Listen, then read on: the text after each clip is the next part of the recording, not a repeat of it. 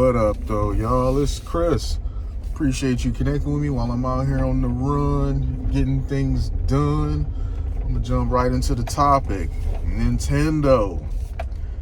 They've been the buzz lately because they revealed their new system, the Switch 2, for all you gamers out there. They had their presentation for it the other day, and it looked pretty good. Not gonna hold y'all up. I checked it out. They had that one FromSoft game that looked like a spiritual sequel to Bloodborne. That certainly had me interested, even though I would not have time to play it, or maybe I would. I don't know. Sometimes life can be super busy for me, man, to where I'll tell myself, oh, I'll put 30 minutes in a day and I'll get through it, and I don't end up sticking to that at all. But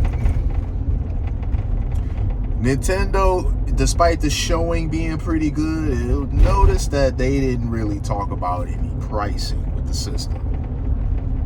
We had to find that out after the fact. The system's going to be $450. That's up from the first Switch being $300. Games are looking like they're going to be $80.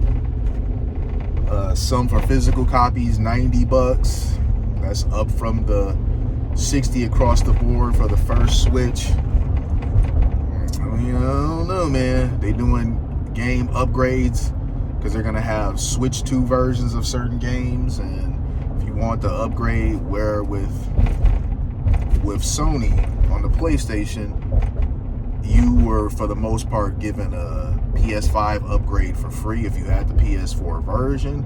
Nintendo's not going that route. They're gonna opt to charge you for it, and they didn't reveal a price. So everything just seems with this system just really greedy. It seems, I don't know. I like capitalism, all right? I'm all for people making a buck. I'm just saying with this, the way they're kind of raising prices of everything and trying to monetize everything, no, it's a bit anti-consumer. You have to hit that fine line between,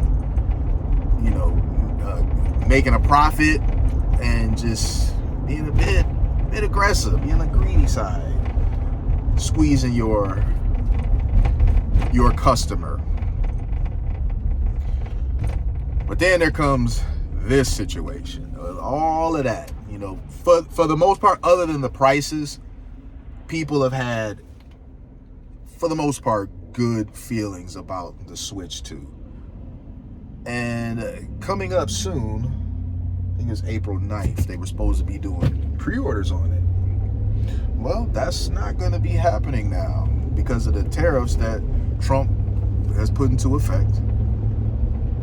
I know that the tariffs is a controversial thing. Some of y'all are all for it, and some of you hate it, and some of you are just kind of in the middle. You're indifferent to it. You're like, whatever.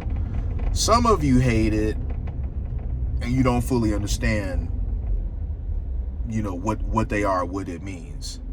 Some of you hate it because Trump is doing it, and no matter what he does, you're gonna dislike it. But if this were Biden doing it, you would have loved it. There's definitely some of those.